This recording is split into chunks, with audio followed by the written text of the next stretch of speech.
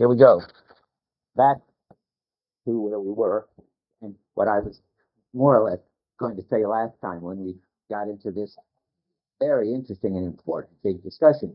And I got to go back to it a little bit, partly because I just want to draw some general moral from this, which may not mean much to you yet, but it should begin to mean something.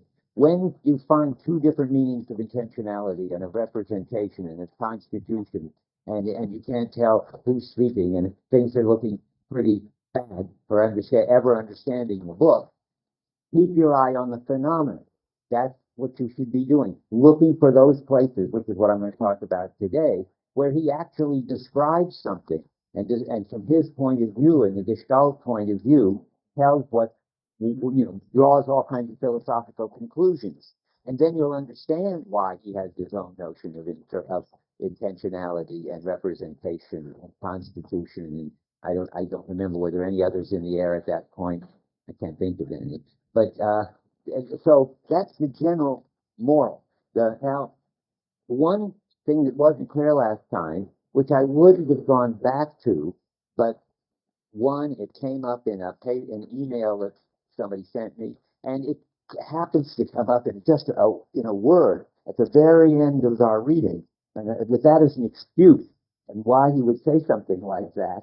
This whole issue about temporality at the end is very relevant to the weird discussion, which may have seemed weird to you, it seemed perfectly okay to me, about conditions of satisfaction for the two different kinds of intentionality that are involved in Merleau-Ponty and in analytic philosophers like Searle.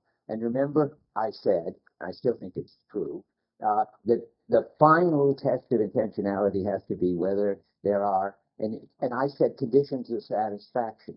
That might be the wrong way to say it, because that way of talking is sort of owned by the Searle side of this, which isn't wrong. I mean, beliefs have conditions of satisfaction.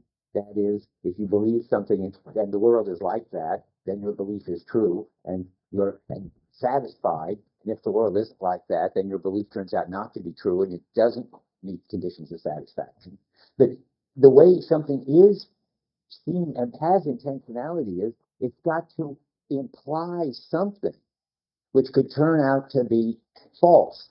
It can't, I mean, that's how you can tell that it's about something, that it has some kind of, I don't want to say meaning, because again, I think that belongs to the traditional intentionality. So like it has some kind of sense or some kind of significance. What is it to have some kind of sense or significance? Well, it's to somehow imply something which could turn out not to be that way.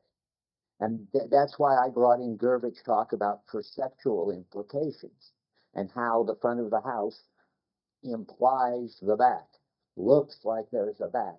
And in that sense is, in a weird way of putting it, maybe about the back, or implies is better, implies the back. And now comes the part that gave people a hard time, I could see in his office hours and email. That must mean that when the front looks like it's hiding the back, covering up the back, if there is a back present already, then it turns out that there's no back. There's a puzzle. How can that be? It doesn't bother people that when they believe some proposition, like it's a beautiful sunny day, or let's say they believe it's a terrible rainy day, it can turn out to be false. But why does it?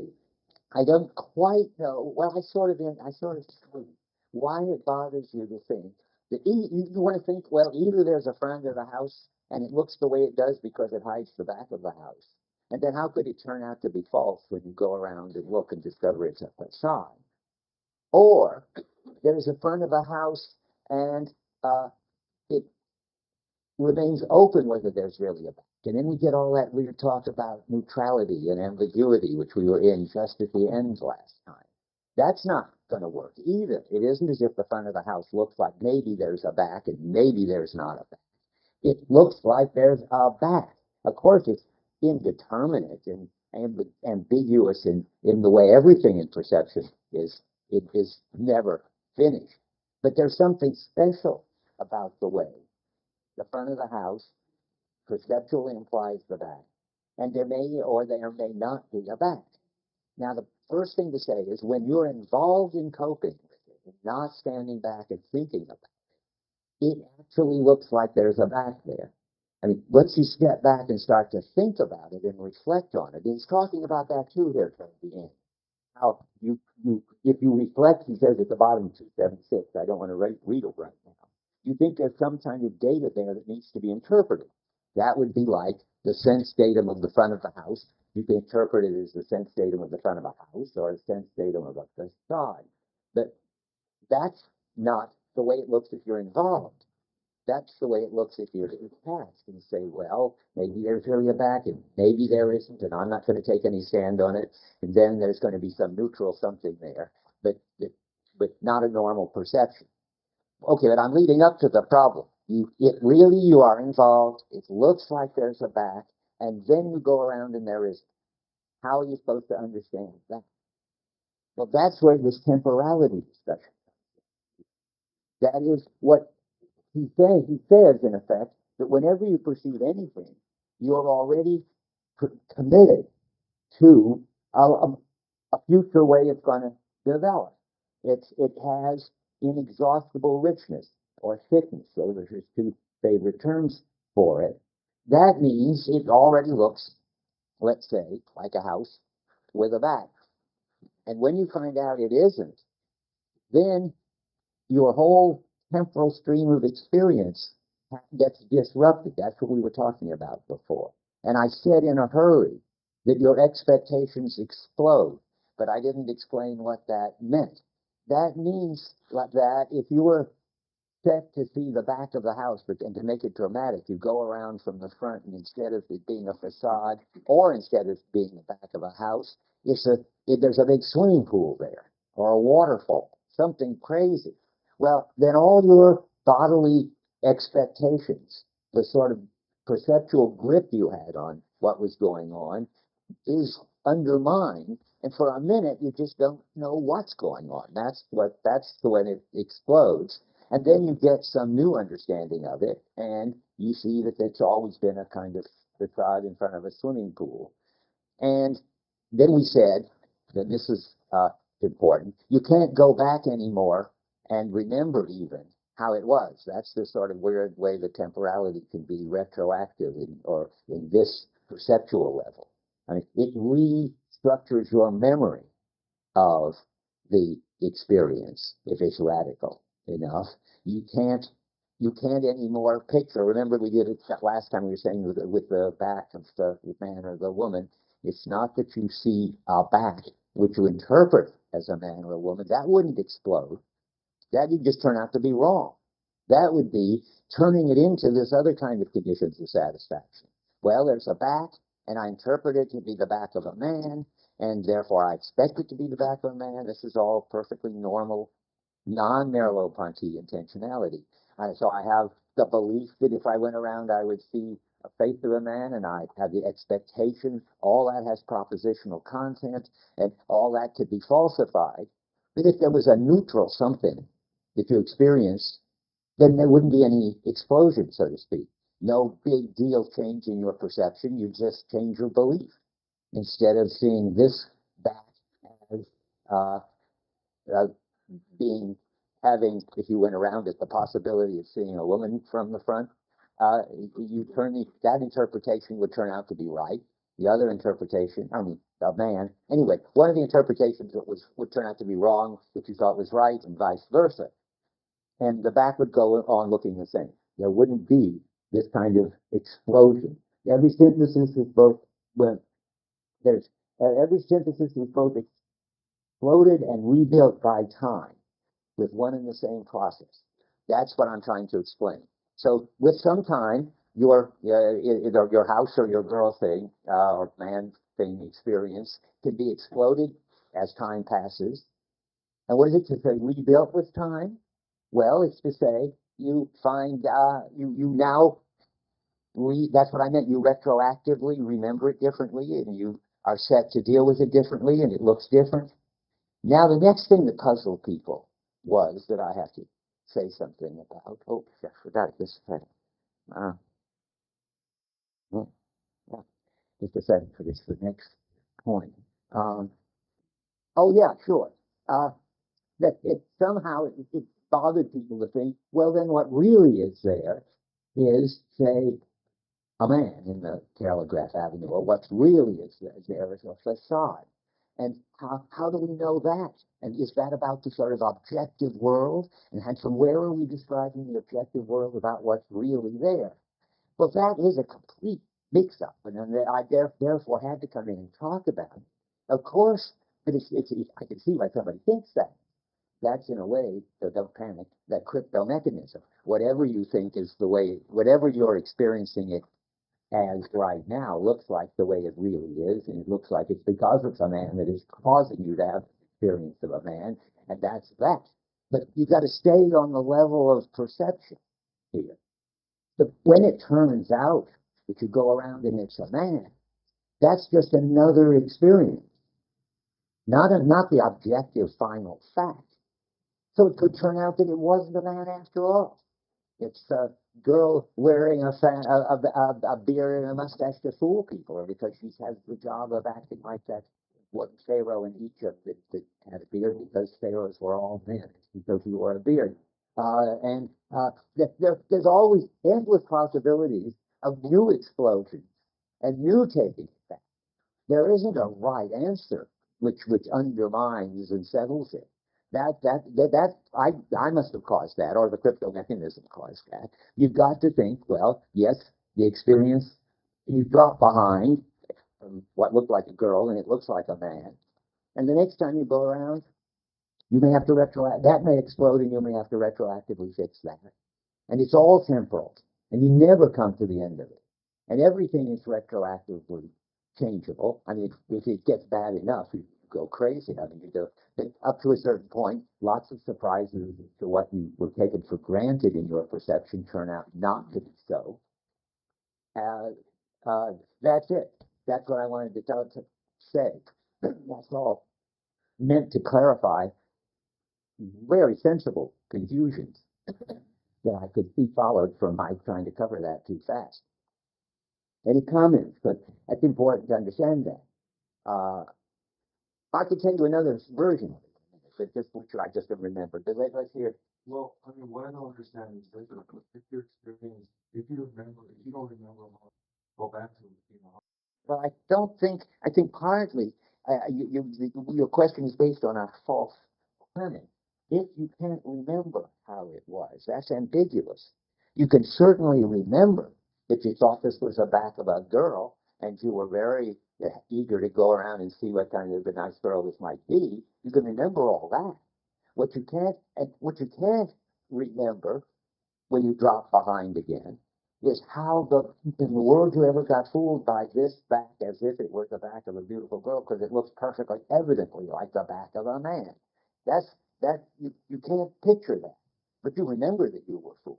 Does that help? I mean, it seems that you were getting off on a bad track. Okay, so then what precisely is the conditions of translation or the conditions of improvement? Okay. I guess the conditions would be nice to have a nice word for this. The conditions of we're trying to figure it out. I mean, what we want to know is, what do you call that which can satisfy your expectations or your anticipations of you?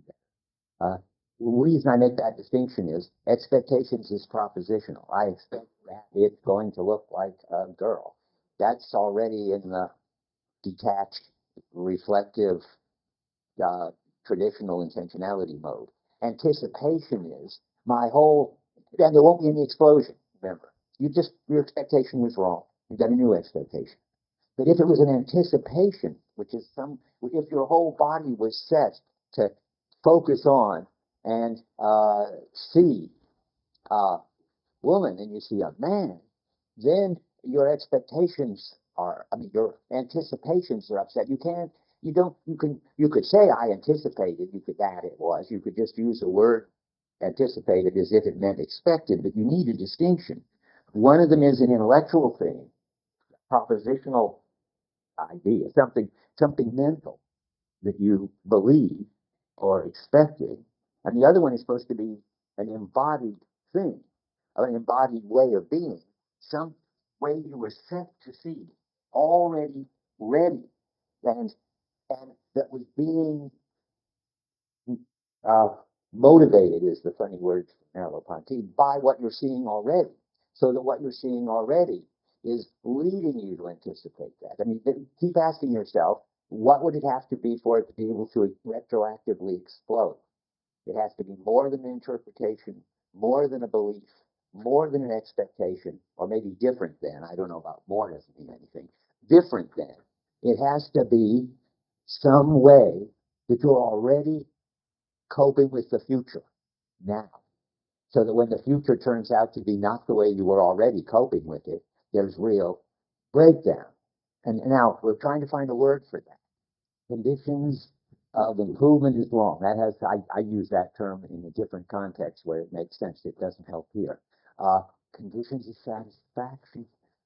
Your perceptual implications are not what? Satisfied? Fulfilled? Fulfilled is just what I came across. I mean, the Intentionality code works for this. It's fulfilled, isn't it? It's funny. I came across it the minute you did it. Probably telepathy. Yes. Okay. Yes. Let's talk about conditions of fulfillment. It's just another word, but Just intersubstitutable satisfaction. it's just well. I'm afraid it's not going to. We're not going to have any. This satisfaction is a technical term. That normally, if you were a philosophy student, to tell you that your belief that it's a sunny day today is satisfied with would sound very odd to you. If your belief is true, let me remind you, those of you, or tell you, the conditions of satisfaction is a technical term. It's supposed to cover your desire being what? Fulfilled, maybe. Your belief being true. Your memory being, I don't know, you need a new word for that one too. What? Accurate. Accurate. And so forth. All of those are species species of conditions of satisfaction. Something and your expectations, they get whatever. I think they get fulfilled, unfortunately, but when you just don't have enough words to go around. Or maybe your expectations actually get satisfied. Well, your desires get satisfied. You take some normal word and you stretch it to cover in mental states which it wasn't meant to cover. And you just need that because what they all have is blah blah conditions. You've got to have a word in there, which means something that if it's there, it makes it correct, and if it's not there, it will correct it. So you don't have any word for that. Desires don't get to be correct when they get to be fulfilled. They just get to be fulfilled. There's this general notion that there's something that outstanding that hasn't been found out yet or happened yet, which is going to affect the truth of or whatever. Boy, I don't know how anybody ever talks about this. Maybe they don't. I mean, everybody just sort of talks about conditions of satisfaction as if they knew what they were talking about. And there's nothing, the phenomenon is okay. It's just that there's no neutral words for it. You've got to make up technical terms. Now we've got a new problem. Here is this technical term, conditions of satisfaction, which covers memories, desires, beliefs, expectations, what else? I don't know. What? Perception. Well, perceval. Yeah, oh, sure. An action, but Practical perception or yeah, that's right. We should put that in. Perceval, and it's not wrong. Perception itself has these kinds of conditions of satisfaction. If I think I see, to take a silly example, a yellow Volvo outside the window, that's going to either there is, and it turns out that my perception is veridical. That's just a version of true. Or it turns out there isn't, and my perception is an illusion. It's not satisfied. That the propositional content of my visual experience, that there's a yellow Volvo outside the window causing me to have this visual experience to talk like Thoreau, is not satisfied because there isn't one. or it is satisfied when there is one, and so forth. This is just all background. Now, what we want is just to find a word for this when it's not. Well, I guess I'm inclined to say we just have to take over the word satisfied as a technical term and say this is another form of it. I can't think of anything else to do. But it's a different kind of satisfaction, because all these other kinds of satisfaction you can state as a proposition what it is that you seem to be seeing, what you believe, what you expect, what you desire, and this you can't. You can do that too. You can state the proposition, it's a lovely girl, but there, you got to keep reminding yourself that this one can explode and the other one can't. And that's what I'm trying to get at. You're committing the future in a way right now at this perceptual level that you're not at this mental level. Okay, does that help any, Eric? Now, I think the exact wording is not so important, but it's the anticipation that break down and it's nothing else. That's right. The anticipations break down. Breakdown's a good word. You don't think of beliefs breaking down. That helps. I mean, or none of these other things. Desires don't break down. What breaks down is your anticipation, your body set. You're already in the future, the way your hand is already at the doorknob. And when that is what explodes and gets undermined, gets breakdown. Yeah. I think it's exactly the right way to think about it, because it seems like what distinguishes Merleau-Ponty from someone like Searle is that our bodies that are anticipations get disrupted or broken down. Disrupted. That's good. And the notions of correctness and satisfaction should be left to the level of judgment or thought. That's right. That's right. Okay, maybe the moral of all this, yeah. It comes near the motion of equilibrium, right? They're getting a grip and. It's That would be the state you'd be in. I see what you're saying. It's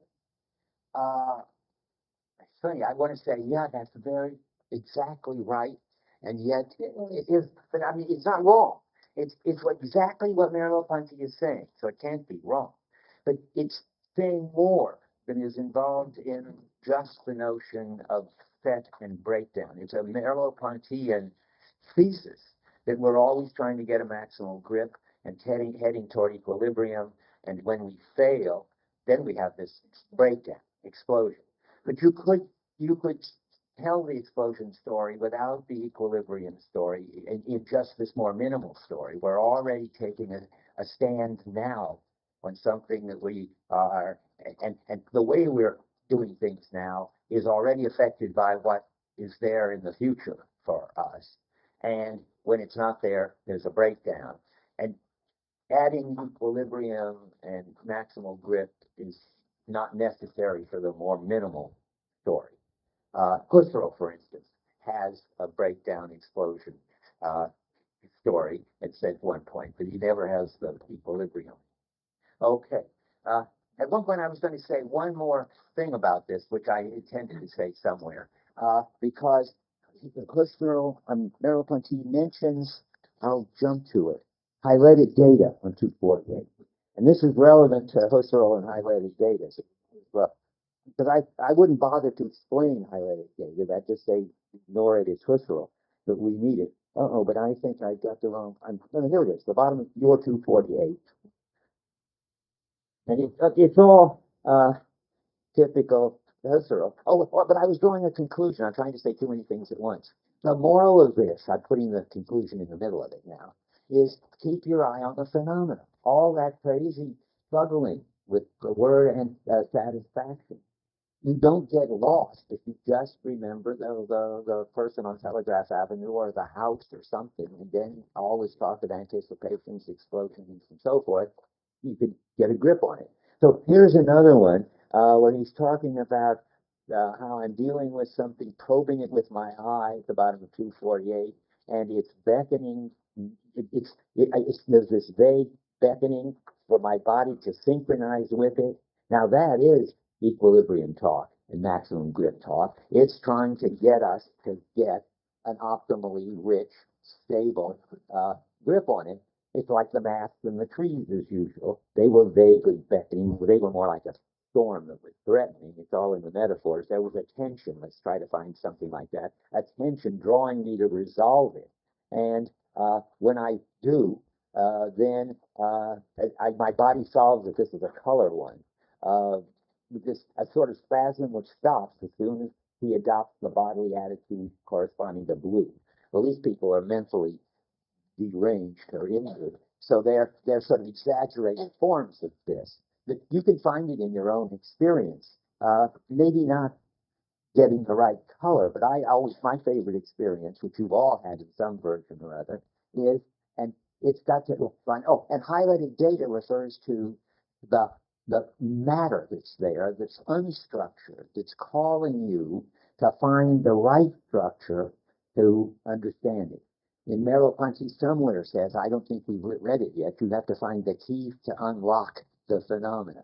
That means you have to get the body set that's in sync. And he does say in this very reading, though I couldn't turn to it, that you get this, I think I can in a minute, that you have to get in sync with the object that's there.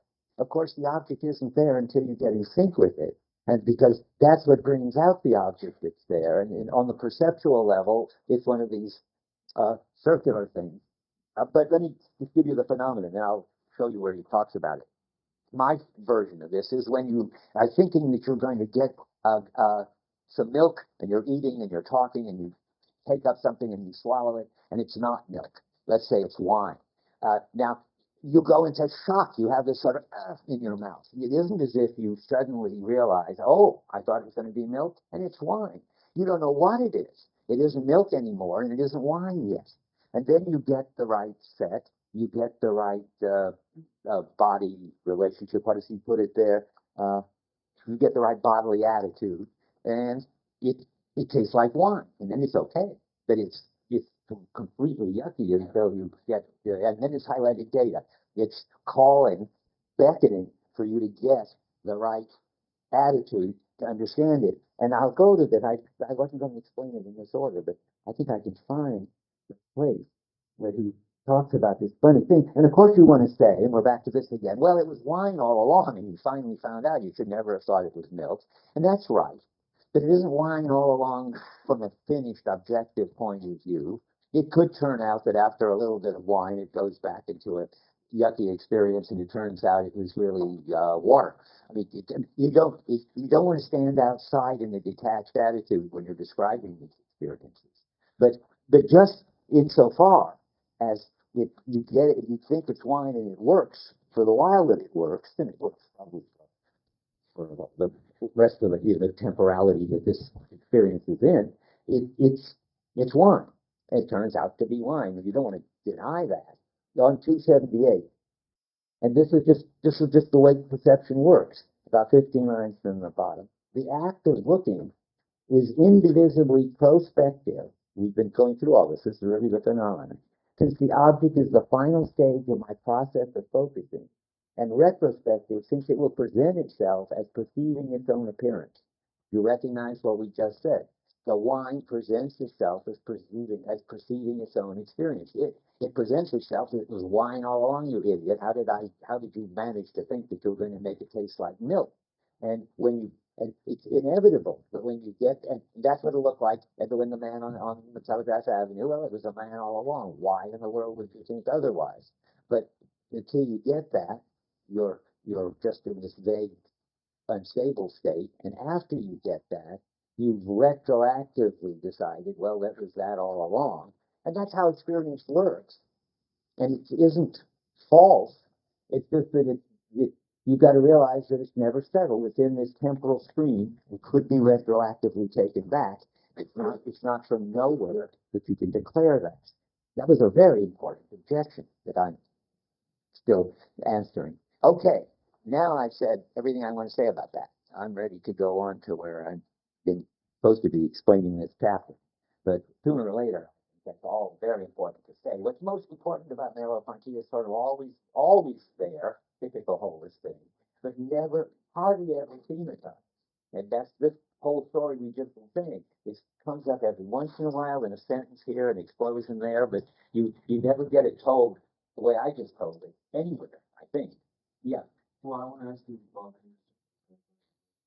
No, no, I will either answer or so on. I'm just confused because for sure the last the possibility there when directly. Because you can, don't talk to me about it. That too many details will get us back too much into it. Let's go on where we are. Um, I got to see where I am. Okay, we're now I'm just going to do for the rest of the time, okay, unless somebody interrupts me again, which is fine. I want to lay out for say 20 minutes or so what the chapter's about. So because today we're finishing it, and I therefore want to be sure we finished it. So we're now in the second part of the book, part two of the book. The world is perceived. Maybe after office hours, I should make a quick parenthetical. I didn't. How many of you? I can't resist. This is so weird. How many of you read the sexuality chapters and the language chapter? Let's the sexuality chapter. That's more likely that you think that might be interesting. I thought it might be interesting, and maybe it wasn't, or was it? I don't know. How many read the language chapter? Okay, I'm wondering whether it's a new technique for teaching to tell people not to read chapters, and that out of just counter suggestiveness, they will do the assignment between. I guess not quite. Anyway, I owe you a quick explanation. I'm not going to tell you why I found them uninteresting because it may be my fault. But one thing is sure, that this is all I want to say, is in the order of the book, there's no reason for them to be where they are. They're just an interruption in the story about two things that the book is about: perception and the body. I mean, it isn't just about the body. Sexuality might come in there. Yet I don't know what, and it might be about the body, where, after all, you have to have a body in order to say things and make the noises that language is. But that would be sort of a sidetrack. I mean, it's really about the perception of objects and how that is related to having a body. That is, what it is to have a body and what it is to perceive an object. And so, for no reason that I can see, except he threw the pages up in the air and they came down this way, that all of a sudden, in the middle of the synthesis of the body, comes the sexuality chapter, comes the speech chapter. I'm ready to read them if I had time, if everybody, enough people insisted I would, to see if there's anything interesting in them. But I'm not going to teach them because the theory of the body and perception comes back on your page 235, and you'd never notice if you didn't what those other chapters if they hadn't been there. And I'm just going to ignore them because they don't belong, and that's part of the argument, as far as I can see. Now, so we're on to the world is perceived, which is a fine thing. That they're really a threefold thing: self, object, and world. He always wants to say that whenever you're talking about any one of those, you're talking about everything. That's that's the holism story. There's always a field. There's always need being pulled in by the field. There's always the object, which is pulling you to get a grip on it. And so here we are, back to the object. And and we're going to talk about this correlative unity of the object and the lived body from 239.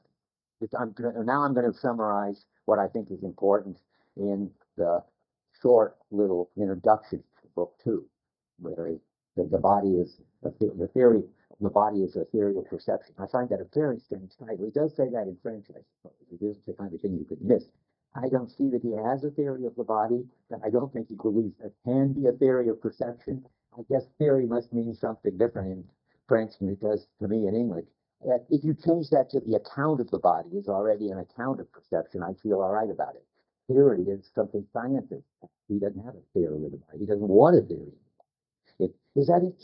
French theory is much more general? It's like that. Okay. So you could think, I would change it in my head to the account of the body as the account of perception, because it's very confusing if you're looking for a theory of the body and a theory of perception in the way that he doesn't just not have one. He can't have one. Where by theory I mean an objective, detached, rule-like or law-like description of some phenomenon. That's exactly what the body schema, remember I said this last time, is the name for the fact that we've got no theory at all about how the body does this. It just does it. It does this mean unify our experience. Yeah. No, no, go ahead. Well, I think he shouldn't. I mean, that's the point. Well, the point it's not objective thought. Right, but how could there be a theory of the body schema when in a certain sense there's nothing you can say about the body schema except sort of that it's what does, and then you describe the object. And so I think what you said is right, and that it's not theory in the sense that no one can. Yeah, well, that's right, and I want to just say for worse, we're not disagreeing. Yeah, clear your mind of it, there's no theory here, and that's fine. A phenomenologist gives you an account or a description, and has plenty to say without getting into the detached attitude of reflection and without telling you any sort of objective uh, truth. Yeah. That when we say the theory of the ego driven perception, mean that the collective theoretical approach to the body is that it misses the fact that there could be only one theory dealing with the object as perceived in the body is the same. I see. I like that. And this you could miss if you have the objective approach, exactly, in which theoretical objective approach, in which you miss the intimate connection between the two. Okay, maybe. I mean, he's just saying maybe that he's denying that there could be a theory of the body, because when you try to describe it, you've already got a theory of perception. Now, if only he gave up the talk of the theory of perception too, because I don't think he's got that either. Then I think he'd be fine. And people take the Gestalt theory, don't they? Or do they? So, I mean, I guess if you have an account which is I don't know, explicit and intersubjectively shareable or something, you could claim you've already got a theory, and particularly if you're in psychology and want to be scientific. So the Gestalt people say they've got a theory, though they've got no, you know, By which you organize the data of the description. that's right. It's sort of an organized description. If theory means organized description, then he's got a theory of perception. And maybe Olivier thinks, maybe the chapter title means that you couldn't have an organized account of the body, except insofar as you saw it as correlative with an organized account of perception. That's the best blank we could put on it. What does Gibson call what he's got? Theory? Isn't that nice? Good. I mean, that's what. He's doing science, and he thinks he's doing science. Well, that's even doubly nice. He's doing science, and yet he's not going to use the fancy I think talk. he's doing metaphysics too, but Okay, yeah, for the better. Okay, so I'm going to read you the line about the correlative now, 239, halfway down. Every external perception is immediately synonymous with a certain perception of my body, just as every perception of my body is made explicit in the language of external perception. That's metaphor, of course. It doesn't mean talk about it. That the language of external perception is perceptual implication, like the front of the house saying, there's a bat behind me, without actually saying anything. So it's made explicit in the language of external perception. If then, as we have seen to be the case, the body is not a transparent object, it is not presented to us in virtue of the law of its constitution, that would be really a theory, as the circle to the geometer, if it is an expressive unity, which we can learn to know only by actively taking it up, this structure will be passed on to the visible world. Well, that's about the correlation of it, but that also raises the first basic point I want to talk about, which I think is very deep in Merleau-Ponty and very much comes up all the time, but hard to talk about. And I don't know where, if anywhere, he talks about it head on. But you want to ask sort of why? It does the unity of the body, you can only get access to it by actively taking it up. Why can't you just describe it? And this is equivalent to saying you have to experience. There is nothing there but an experience. Nothing to say about it, but to call attention to this experience. And that's tied up with what she was saying about that really has in the background the notion of equilibrium and maximum grip and the sense of attention, not paying attention, but there is a tension, tension, this pull, this vague beckoning, that the idea that it's something you can only live and feel that he's talking about. There isn't anything else to say about it, except it feels like you're moving toward getting it right and getting a better grip, or it feels like you're moving toward getting it wrong and things are getting blurry. And that's why it has to be actively taken up. As soon as you try to have a detached look at yourself and the object, it doesn't pull you anymore. It isn't like a storm on the horizon anymore. It isn't as if you feel that this direction is better and this direction is worse. That's all only going to happen while you're involved actually in coping with things. And then, and only then, do you get the sense of the body as this kind of what he calls expressive unity. Why expressive? Well, because every part, again, refers in this peculiar sense to all the rest. So that what's going on with any part of your body has already taken account of it in the rest. Your balance is taking account of it.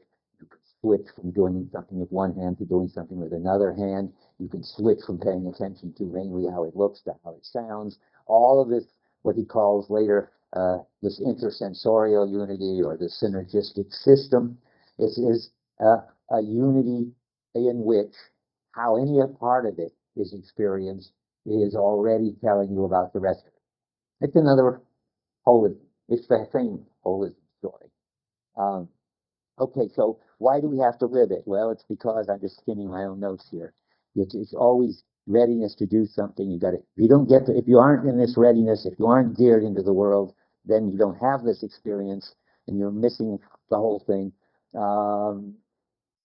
So this is the normative pull that he's of getting of being towards, and you've got to keep your eyes open for it. He says sometimes equilibrium. He says sometimes maximum grip. But here on 244, for instance, I found him saying something else, but they're all the same. About 5 lines down. The motor significance of colors is comprehensible only if we cease to be closed only if they cease to be closed states or indescribable qualities presented to an observing and thinking subject. See, that's how you can't really understand them. And if they impinge within me on a certain general setting through which I come to grips with the world. Well, come to terms with the world. I read it my way. Come to terms with the world. But it's the same as coming to grips with the world. It's reaching an equilibrium again. It's getting things as clear, as rich, as thick as possible. And sometimes he says somewhere, I don't know where it is, having generally your expectations or your anticipations fulfilled as you go along. That's what you're trying to do. That's what it is to come to terms with the world. That's what you have, and that now that's all I want to say about that for a moment. And I want to say the opposite of this view is in 246. Okay, this is where I think I said already. Didn't I not Merleau-Ponty starting in the middle of 246? Did I say that last time? Anybody remember? Well, I better say it now. Starting from the middle of 246 through the top of 248, we're not in Merleau-Ponty. We're in Sartre. I told you the clue. You always know you're in Sartre as soon as you see in itself and for itself, which you see in italics at the top of 247. I swear this is where we were last time. Yes. Well, I see your point. What I guess what I'm trying to say is, that's a perfectly sensible point. You can say you've got a readiness to see such and such, and then you get surprised or you don't get surprised. What is it that you can't describe? Well, suppose you just switched now. Maybe we're not disagreeing, and you just became detached. Then you wouldn't have any readiness anymore or any set. So maybe the thing to say is not that you can't describe the body. I think you're making a good point. What I mean to say is you can't describe the body except from an involved active point, because there isn't any readiness set, feeling attention, lowering attention and all that, if you're just being an observer of yourself and the object. So it's not that there's not something to describe, but there's this special fact, and this is sort of the existential phenomenologist story, that it's a kind of phenomenology that you can only do from being involved. Of course, this leads you to a very peculiar thing, how to do phenomenology while being involved. He mentions it at the very end. He says we need a new radical kind of reflection, but he doesn't tell you how you're going to get it. At the very bottom of 280, you just raised this point. As soon as you adopt a critical attitude and ask, what am I really seeing, you're missing the phenomenon. The task of a radical reflection, that's normal reflection. There he's thinking of Husserl and Sartre in this paragraph. This is sort of not him too. Well, it's sort of him and sort of not him, flipping back and forth. But at the bottom, he's saying where he stands. He says, the task of a radical reflection, the kind that aims at self-comprehension, consists paradoxically in recovering the unreflected experience of the world. And sometimes he calls that existence, because that always means being in the world, being involved, actually responding to the solicitations and tensions. So that's it. You're right. You caused me to refine it. There is plenty to describe. That's what our phenomenology is doing, but you can't describe it from where anybody else has tried to describe it. And I must say, I wouldn't, if you pressed me to say what in the world are this particular kind of, well, I will try to say it, but it's a challenge. I mean, how can you do this? How can you sit around and do phenomenology when and try to reflect on all this, but stay involved in it? That's a puzzle. I'll tell you what I think about it. Yeah. This point is very important, I think, because Can you hear him when he talks up here? Can you hear it? Talk loud. it's very important, I think, because maybe you think, and this is why you didn't like to understand the way you put it, the speech pattern. Yeah. Because the fact that or an expression is presented to express, not to judge the detached way. Okay. Don't bring up the speech.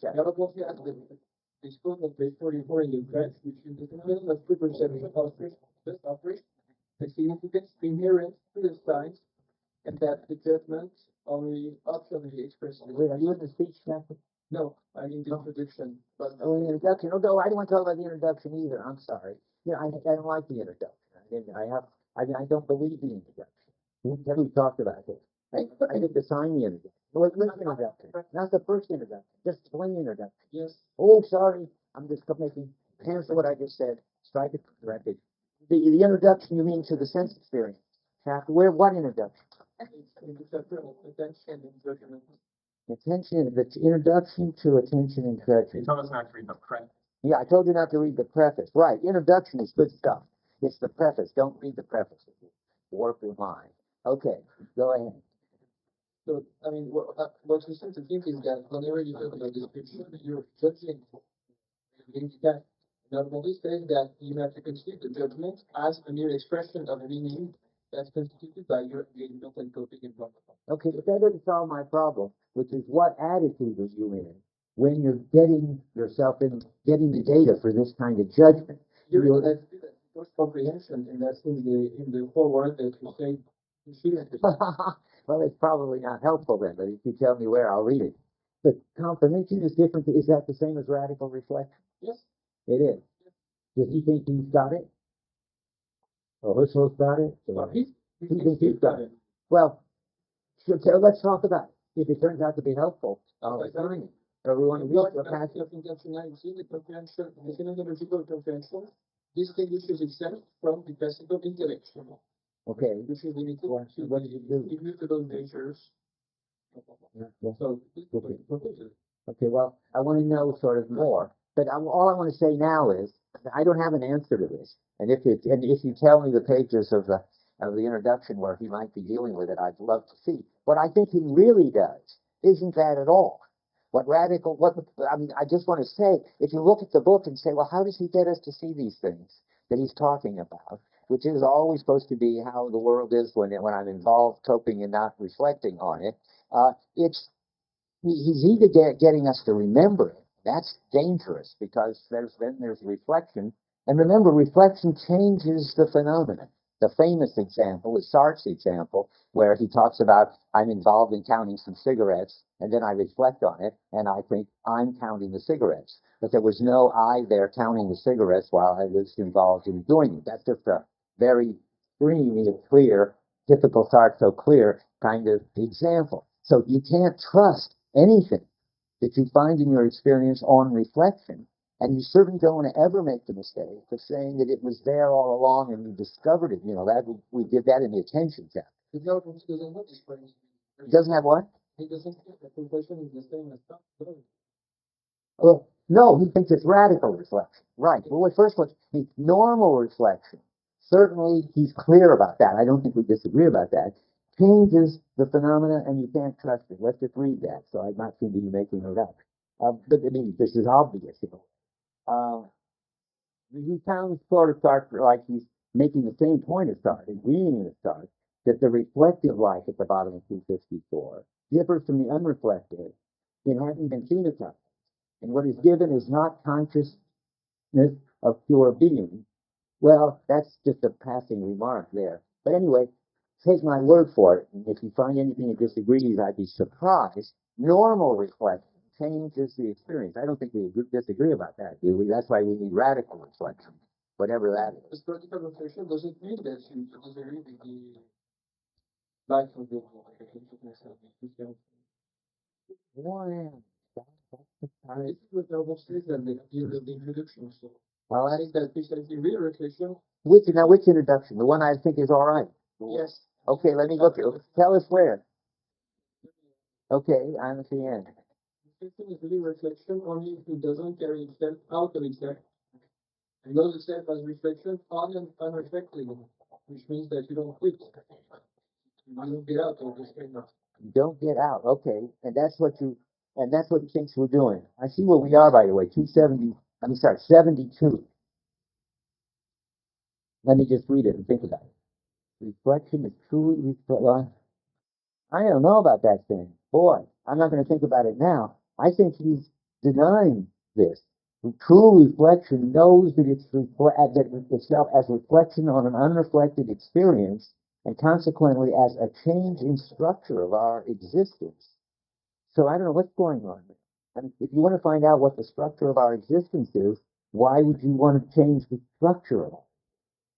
I mean, we want to know the structure of our existence when we are, as much as possible, I think, in flow, definitely, totally involved in coping. Sometimes you think you're not coping all the time. No, but then as you think, and you can then think about thinking, but the phenomenology of perception is mostly not about thinking. It's about coping. Yeah, I mean, you have to be able to articulate it in the situations in which you think. yes, but and when you think, oh boy, I'm not going to talk about this anymore. You see, because I see you're all phasing out. I mean, but and you can think about it on your own. The question is, you want to talk about the way things are when you're not thinking about them and reflecting on them.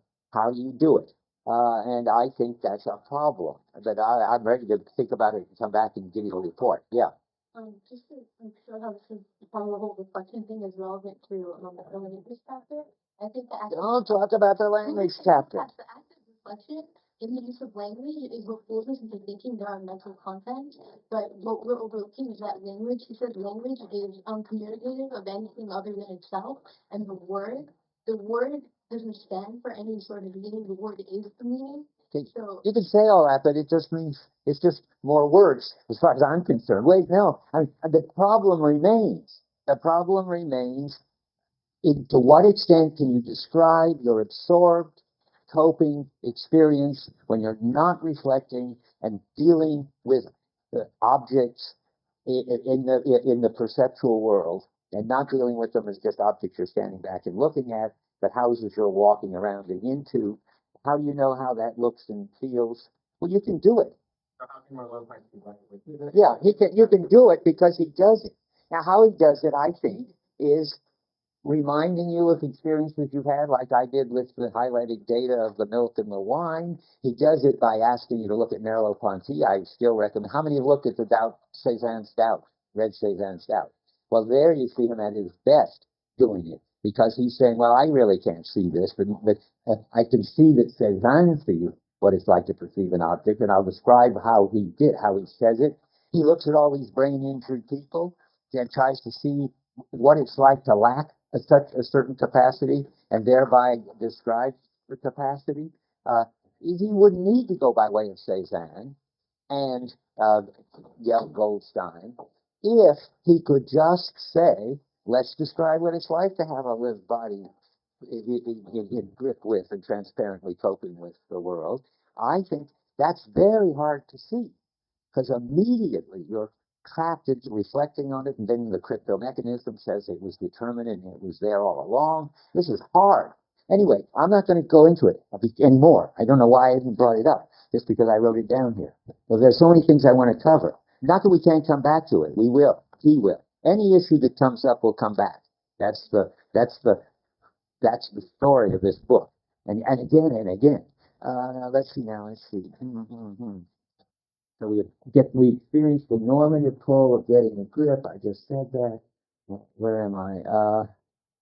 Oh, I was saying what view is it opposed to, and that got us to don't a certain kind of reflection. Surely is not is what it's opposed to, and where you stand back and take as an observer of yourself and your experience. And now in 248. Oh, well, that's what I talked about already. That's where we fell into the intentionality issue, and I'm not going to come back to it for a third time. So that's fine. Okay. Now now we're to the point of the chapter on sense experience. Fine. What's going on here? Well, he's going to try to show the role of the body, even in our experience of color, where you think that you're just a sort of eyes looking at the colored thing. Even when we're not coping with things by walking around them, the body is still involved and it's still part of a holistic system. And you've got to get in the right body stance to perceive colors. This is just, he has to say this. I hope it's true. He's got a bunch of brain injured people for whom it's true.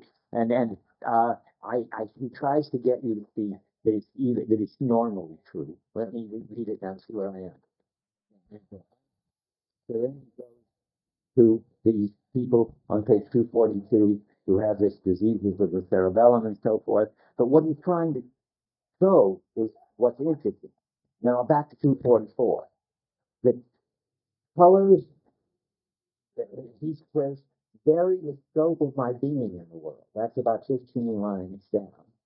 That has to do with the fact, therefore, it would follow that since my body is my basic way of coping and being with the world, there ought to be a close correlation between what colors I see and how my body stance or attitude is.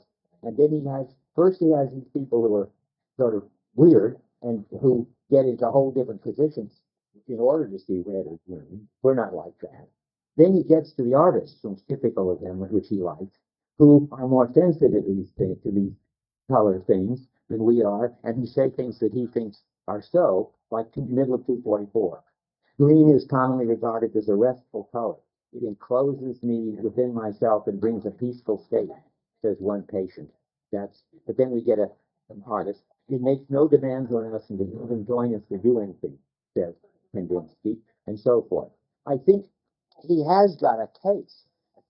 Someone said it to me, and I thought it was a nice way to put it, that it's not, you don't have to have problems with the cerebellum to realize that if you want to give a party, you want to have red and rosy light at the party, because people generally are in a more open frame of mind and they stand more openly and everybody just feels close to everybody. Well, you certainly don't want to do it with yellow light or green light as your party, unless you're a goth or something and want to create some very special mood. But and even that makes the same point. I mean, if you want to create a special spooky mood, you can use spooky lights. And how do lights create these moods and get you to relate to other people and stand and so forth in some way? Well, it's because your body is tuned to the color. That's what he wants you to realize. And so he says it, and it seems right. So he has painters on his side. Now, 246 to 248 is not Merleau-Ponty. I don't get whether I said that. Oh, I just said it a minute ago, didn't I? Okay, good. So now, okay, I'm catching up with where I am.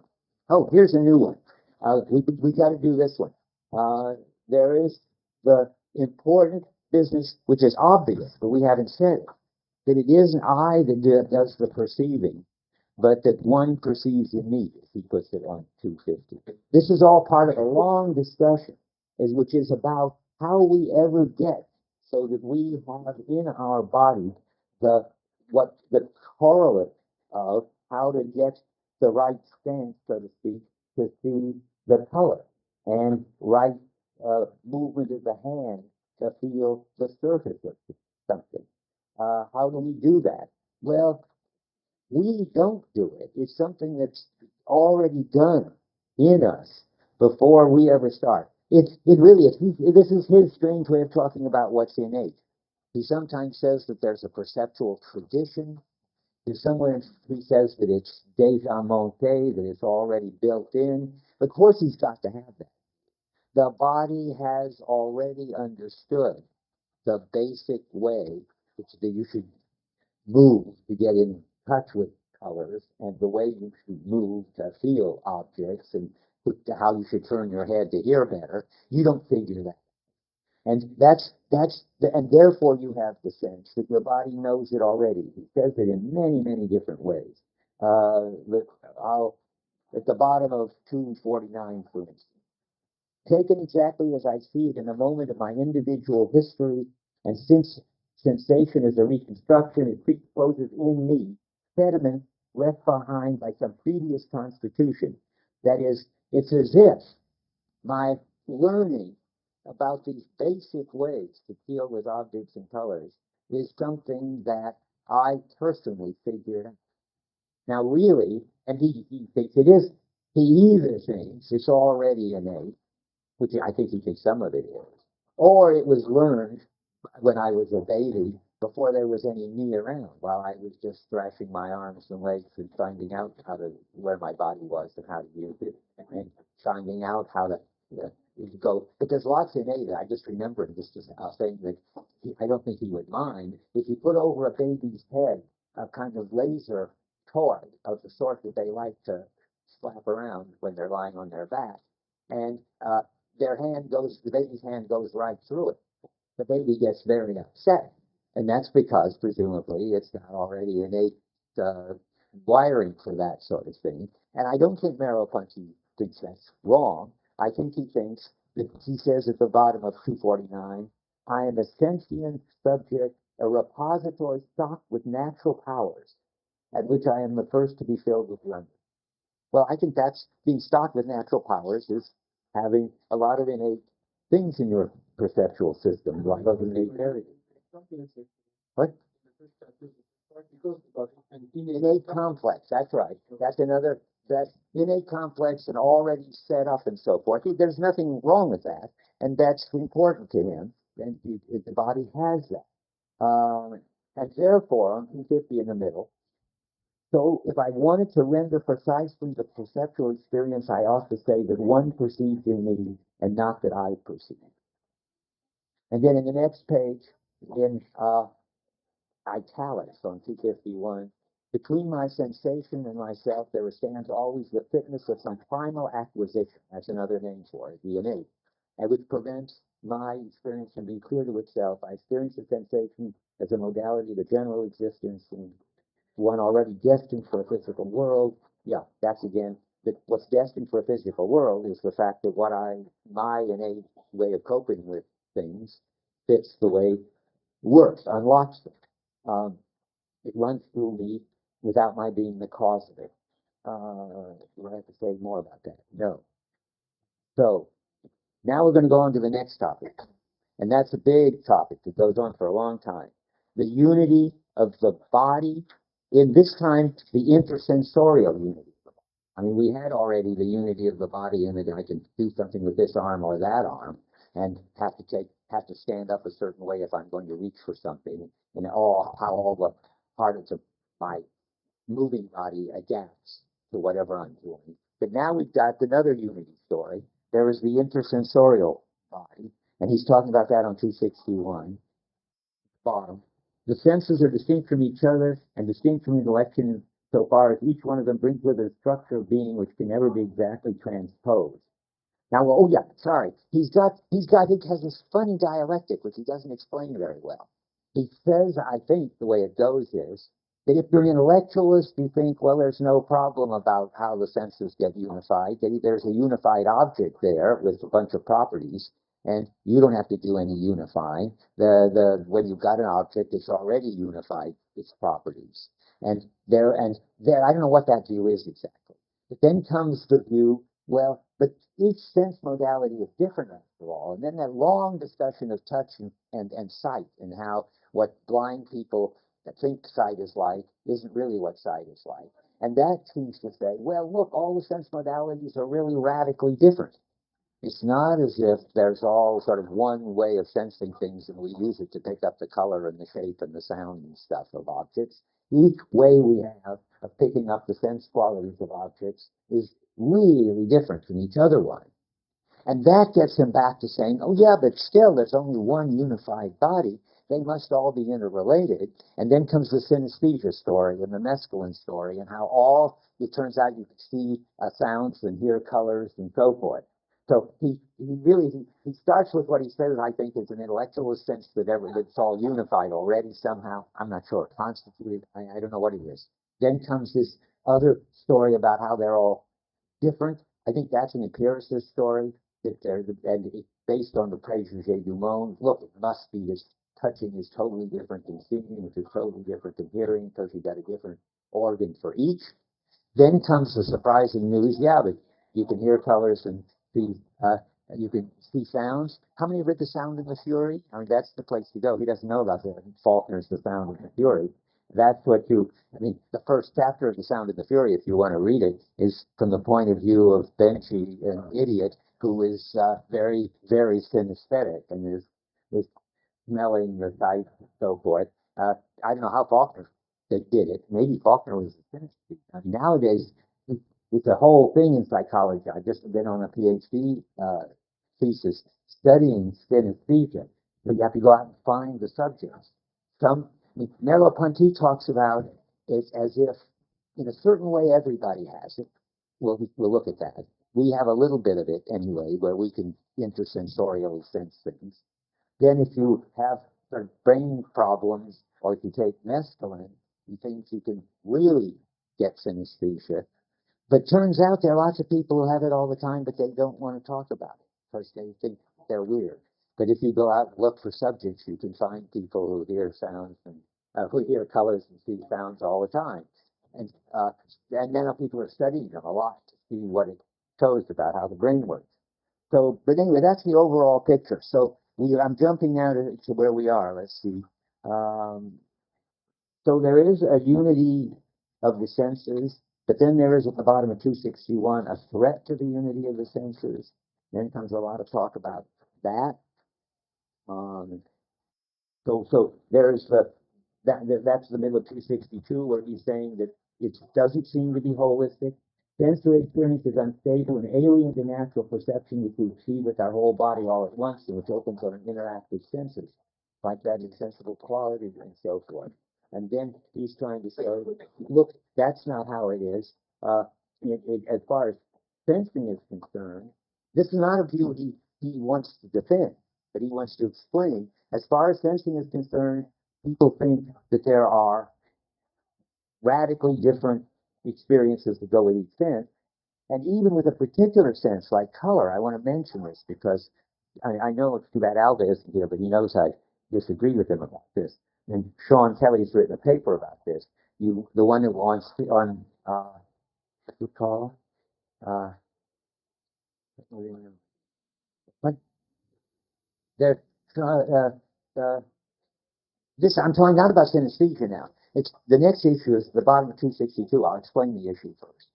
When you look at this wall, instead of the one back there, and you see it as having one constant color, you also see it as the illumination is different. And on what we see when we do, I think is the name of the song. No, seeing things in Merleau-Ponty, exactly. The issue, and Merleau-Ponty is saying here, and Sean spells it out a lot. Let's see, is that the one? Yeah. Okay. Sean spells it out a lot. Within color now, we're taking just one sense. Do you have sort of separate, objective, colors in your experience? Or is there something more fundamental, which is the interrelatedness of color experience that isn't like having a lot of objective colors that you could distinguish so that that wall matched some paint chip? That wall does match some paint chip, and you could match it up to it, and it's a certain off eggshell white, let's say. But Merleau-Ponty wants to say that the fact that it is that color of a eggshell white wall when the light isn't on it, that grayish color is no objective color. That grayish color is what you see when you see eggshell white in the shade. But what you see when you see that is not an objective color. The bottom of 262. I stress this because maybe we'll have to debate it with Alva sometime. Right now, in Alva's book, he has a chapter on or a section on Sean Kelly, and he says that he just doesn't agree with Sean, that you couldn't find a color chip that matched the color of that wall in that shadow. And Merleau-Ponty is, I mean, one is the issue what Merleau-Ponty says. Merleau-Ponty says you can't. And it's very important that you can. Because what you see when you see color is, again, a holistic thing in which the whiteness of the wall, or that eggshell yellow of the wall, is just that it implies that in the shadow it'll look like that.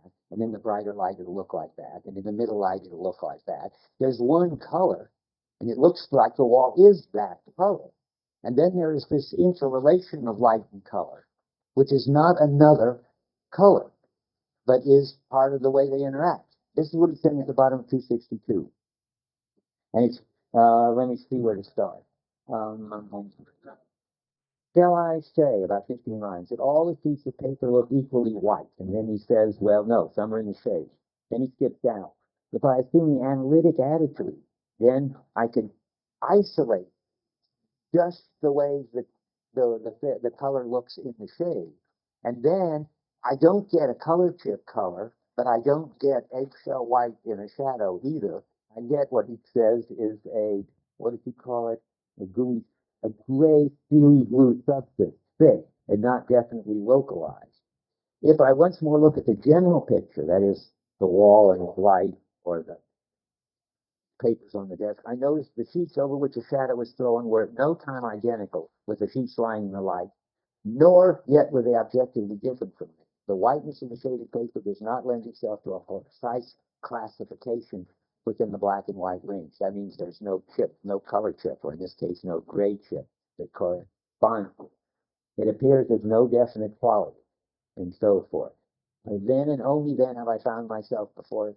But you can break down the field. I better read more. It appears no definite quality, and I have brought out the quality by fixing my eyes on a portion of the visual field. That is, if you reflect, or if you get rid of the context, then you can see this other something or other, which is a qualia, though I think he thinks even that is something weird that you can't find a chip. Then and then have I found myself before a certain qualia which absorbs my gaze. Now, what actually is fixing my gaze? Um, well, let me go on. I guess I got. From the point of view of an object, it is separating the region under scrutiny from the rest of the field, the perceptual field. It is interrupting the total life of the spectacle, which is assigned to each visible surface a determinate coloration, taking the color into account. That's the holistic. Sorry, that's what I should say. Oh, good. Yeah, that's the holistic thing. And the idea that there is a sensible quality, actually, now I said just as the various sense modalities aren't separate, but all interact in a holistic way. That's the synesthesia story. So within a particular sense modality, like perception, the particular colors are not separate, but interact in this way, that they all influence each other and the light and so forth. So at the middle of 263, the sensible quality, far from being coincident with perception, is the peculiar product of an attitude of curiosity or observation, which breaks down the whole. Then the bottom of the page, the quality of the separate sensory impact occurs when I break the total structurization of my vision. That is, I break up the gestalt, and then you get the elements. And the elements aren't anything that you ever really experience because normally they all get the character they do, like that grayish whitish, whatever, as being part of a whole bunch of colors in a field of light and so forth. Okay, now we've done that. Then he does the synesthesia. He says, look, all these colors are interrelated, and the synesthesia shows them. I want to see how far I can get. I think I can finish. Let me see. There's all this about how these colors are all related in an object. We talked about that. That's got to do with the woolly redness of the carpet and the flexibility. That's when we're all like cynics. We can see woolly redness. We can hear the way glass sounds when it breaks, when we see how it shatters and so forth. He's got a whole big story about that. I'm not sure I'm convinced. The top of 267, that at least we can, the tinkling of the glass tells us about what it's made of, and gold looks the way like it's made of, and wood looks like what it's made of, and so forth. You have to check it with your own experience. It doesn't, I don't think it matters whether we really have that much of interest in story experience or not, but we certainly must have some. Oh, I see there's one whole issue we haven't talked about. Okay, we'll start with it next time. Let me just tell you where it is, because it's so interesting what he does with it. And that is, he does a whole riff on binocular perception, starting at the bottom of 269. Maybe even starts earlier. Yeah, on 268. It's about how, with two eyes, I come to see one object with depth. And I tell you to look at it because it's all in terms of balance and synthesis and just the kind of thing we want to see. So next time I'm going to do the binocular vision part, and then we're going to go on to the space part.